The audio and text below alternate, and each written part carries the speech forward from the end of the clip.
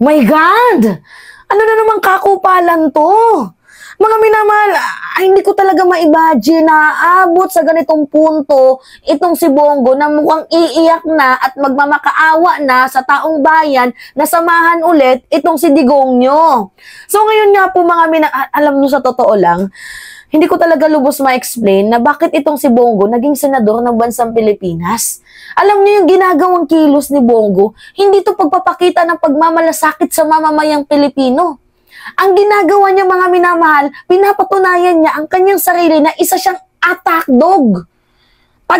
Tahol lang ng kanyang amo na si former President Duterte. O ngayon, ito yung balita.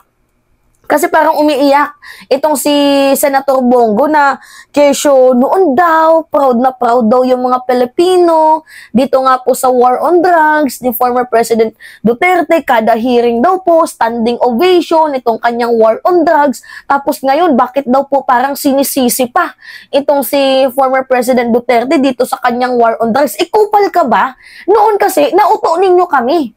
Inuto ninyo kami. Kasi hindi namin alam na merong reward system. Hindi rin namin alam noon na kala namin totoo yung war on drugs ninyo. Yun pala, smoke screen lang ito. Inuto nyo kami, inuto nyo yung taong bayan. Ngayon na nagising, galit na galit kayo. Kupal talaga tong hayop na to no? Nakaka-stress. Siguro noon, madaming humahanga. Kabilang na nga ako dun Sabi ko mga, Digong, isang putang ina nga dyan. Gumaganon pa nga ako And then late ko nang na-realize na, Diyos mio, Santa Barbara Bendita, yung aking sinuportahan, isa talagang mamamatay tao. Pero inyo, kala ko nga noon, joke-joke na lang yung wala siyang pakialam sa human rights. O paggalit, o patayin mo yung adik. Kala ko joke-joke niya lang talaga. Yung talagang niliteral niya, kahit nga hindi adik, pinapatay nga No? So ngayon nga po mga minamahal, umiiyak itong si Bongo. Ay nako, wala palang kasama, edi samahan mo. Magjarjaran kayo. So ngayon sabi ni Bongo, yan, Senator Bongo said, former President Rodrigo Duterte did not do anything illegal in the war on drugs. Oy, wala daw pong illegal sa war on drugs. Putang ina, ano yung nakikita mo dyan sa ICC? Wala palang illegal. O bakit mayroong ICC? Kung walang illegal, hindi sila kakalampagin ng ICC, ng International Criminal Court. Kung walang illegal na ginawa, bakit ngayon kinakalampag sila, hinahabol sila? Kasama si Bato, si Karamat, si Eliazar, Mata, si Eldelberto, yan yung 5 itlog. Di ba kung walang illegal, hindi sila kakalampagin? Kaso meron Bulag ka ba? Putang gigigil talaga ako, mga minamahal. Ito yung pangit Masyadong nabulag sa kanilang mga amo. To the point na hindi na nila nakikita ang suliranin dito sa ating bayan. Mga kupal. Mang-uuto ka pa, nauto nyo na kami, hindi na mauulit yun. Anyway, continue. Sabi dito, tuwing binabanggit ni dating Pangulong Duterte ang war on drugs, nagpapalakpakan, standing ovation ng Kongreso at Senado. Bakit ngayon sinisisi siya? Kasi mali ang pagpatay. Kaya siya sinisisi kasi mali ang pagpatay sa mga inosenteng tao.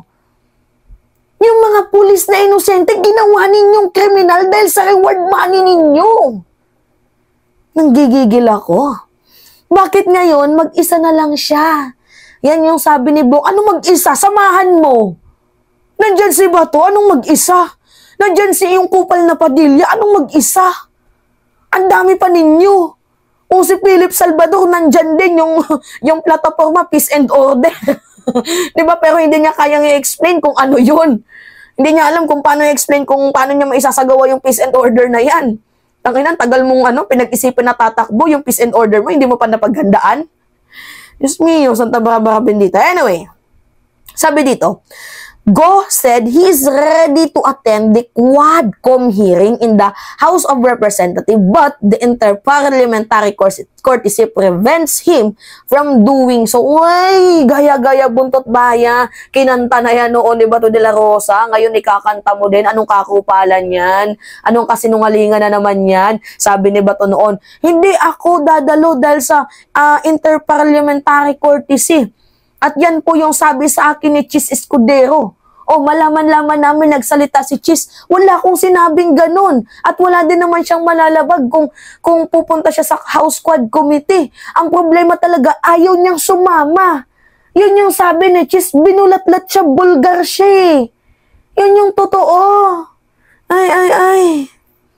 Diyos mio. Ano ba naman to, go?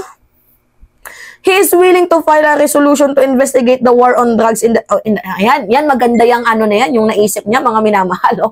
Isipin nyo, hindi daw siya pupunta doon sa House Quad Committee kasi may mailalabag daw siya na interparliamentary courtesy. Pero, ang gagawin niya, magsasagawa siya ng Senate hearing. Angas, mahutak. Tapos ano yung gagawin nyo kay Garma? Babalik na rin ninyo. Ano yung gagawin nyo kay Garma? Kukupalin ninyo. Ano yung gagawin nyo kay Garma? Iipitin ninyo. Palibasa, bistado ka na ikaw yung nagbibigay ng reward money. 'Di ba? O, from Digong. Ito, nakikita niyo yan, no? Mga minamahal. Yung picture na yan. Kikita niyo yan. O, yan yung cash flow ng pera. O, from Digong o Go dito sa kanyang tawag dito, Bata-Bataoy. Ito kanyang Bata-Bataoy na anong pangalan nito? Wait lang mga minamahal. Ano ko nga yung pangalan ng kanyang Bata-Bataoy? Sino ito? Wait lang. Yan o, si Muking. Si Muking mga minamahal, yung assistant niya noong siya ay presidential management staff. Tapos, yung pera, si Muking po, yung tawag doon mga minamahal, yung nagde-deposit, binababa niya dito kay alias Pedro. Pinapasok niya sa bank account. Diba? Tapos itong si alias Pedro, binibigay ang pera dito kay Edelberto. Tapos itong si Edelberto, mga minamahal, ang nagbibigay ng pera dito sa PDEA, sa Bucor, sa CIDG, sa mga kapulisan. Diba? Ganon po yung cash flow ng reward money. Kaya yung mga pulis noon na inosente, tinuruan ninyong maging kriminal dahil sa reward system nyo na yan na kahit hindi naman addict, ginagawang addict. 'Di ba? Bakit? Kasi may pera. May pera kapag may addict. 'Di ba? Yun yung totoo. Ano ba naman tong kinukupal talaga tayo ni Bongo no? Tapos ang gagawin niya, magpa-file daw siya mga minamahal para magkaroon ng investigation. Ang tanong, kung papayagan ka ni Senate President Chis Escudero. Diba? Anyway, continue tayo. Ito kasi yung sinabi niya, may video pa kasi mga minamahal. Video ng kakupalan niya. Standing ovation po ang Kongreso at ang Senado. Dahil ramdam nila na may pagbabago po at tinupad ni dating Pangulong Duterte ang kanyang pinangako noon. Standing ovation. Standing. Bakit ngayon? Sinisisi siya. Bakit ngayon? Mag-isa na lang siya. Di ba kayo nakinabang? Di ba nakinabang ang mga kababayan nating Pilipino? Yung mga anak natin na hindi nasasaktan. Di ba importante sa atin ang buhay ng ating mga anak, ng ating mga pamilya? Putangin na mo, mga minamahal, nanggaling na mismo sa bunganga niya, di ba importante sa atin yung buhay? Bakit kayo pumapatay? Bakit kayo mamamatay tao kung importante ang buhay sa inyo? Di ba bakit mayroong war on drugs na yung population lang naman ng mga addict ay 1%? Bakit kailangan yung ipatupad yung war on drugs? Bakit? Akala ko ba importante yung buhay sa inyo? Nako. Bongo, wag kami, oy. Nakinabang kayo Nakinabang po ang Pilipino. Tinaya niya po ang kanyang buhay dito. Tapos ngayon, mag-isa na lang siya, puro sisi pang inabot.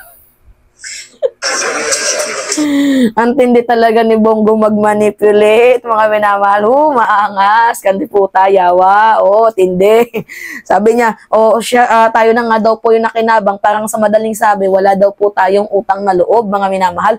Abay, syempre, bakit kami magkakaroon ng utang na loob? Mga inosente, pinatay ninyo. Ba't kami magkakaroon ng utang na loob? Si Kian Si Kian, mga minamahal, graduating student na sana ngayon, nagtatrabaho na sana. Ano yung ginawa ninyo? Di ba kinupal ninyo? Ay, hindi pwede yan. Masamang pag-uugalian ko. Hindi pwede yan, di ba? Maninisi ka sa kasalanang ginawa din naman ninyo.